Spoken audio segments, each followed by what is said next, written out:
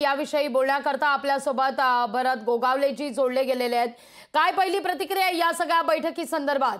आपण पाहतोय की खरं तर लोकसभेला राज ठाकरे हे महायुतीत सामील होतील, मनसे महायुतीत सामील होईल अशी चर्चा होती, पण आता विधानसभेला महायुतीत मनसेची साथ मिळणार आहे अशी शक्यता वर्तवली जाते। आता सगळीकडे सगळ्यांच्याच युत्या होत चालल्या आहेत, आघाड्या होत चाललेल्या आहेत। त्याच्यामुळे आमची पण महायुती आणखीन घट्ट होण्यासाठी राज ठाकरे बरोबर येत असतील तर त्यांचं सगळ्यांनी स्वागत करायचं ठरवलेलं आहे आणि त्यामुळे आमचे नेते मंडळी जो निर्णय घेतील तो आम्हाला मान्य राहील। गोगावलेजी, पण लोकसभेला मनसेला 2 जागा मिळतील अशी सुरुवातीला चर्चा होती आणि त्याचबरोबर अशीही चर्चा होती की महायुतीत मनसे आल्यानंतर शिवसेना कुठेतरी अस्वस्थ झालेली आहे। त्या अनुषंगानेच हा प्लॅन काहीसा पुढे ढकललाय का असं म्हणायचं? नाही, असं काही नाही आहे, असं काही नाही आहे। कोणीतरी चुकीचं सांगितले, आम्हाला अस्वस्थ होण्याचं काही कारण नाही। तुमच्या जागा ज्या ठरलेल्या आहेत त्या तुम्हाला मिळणारच आहेत। हो, त्याबद्दल काय दुमत असण्याचं कारण नाही।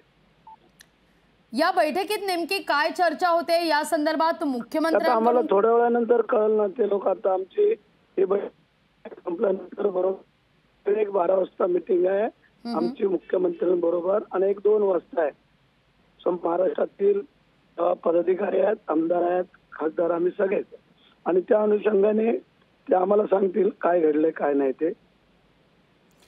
गोगावले जी, सगळ्यात महत्त्वाचं म्हणजे कालही आपण पाहिलं तर गेल्या 2 दिवसांपासून महाराष्ट्रात असू दे दिल्लीत असू दे अनेक घडामोडी घडत आहेत। राज ठाकरे अमित शहांची भेट घेण्याकरता पोहोचलेले होते।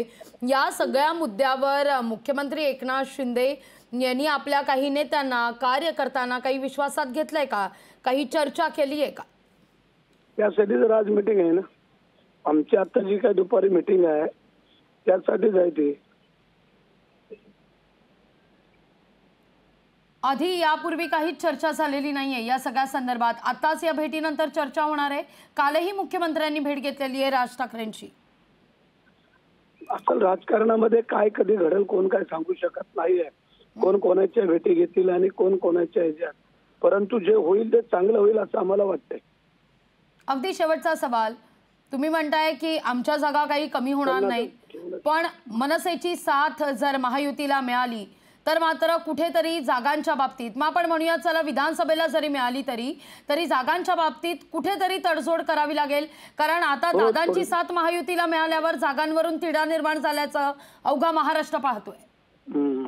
ठीक आहे ना, थोडंफार कोणाला तरी पाठीपुढे सरकावत लागेल, त्याबद्दल काही दुमत असण्याचं कारण नाही आहे।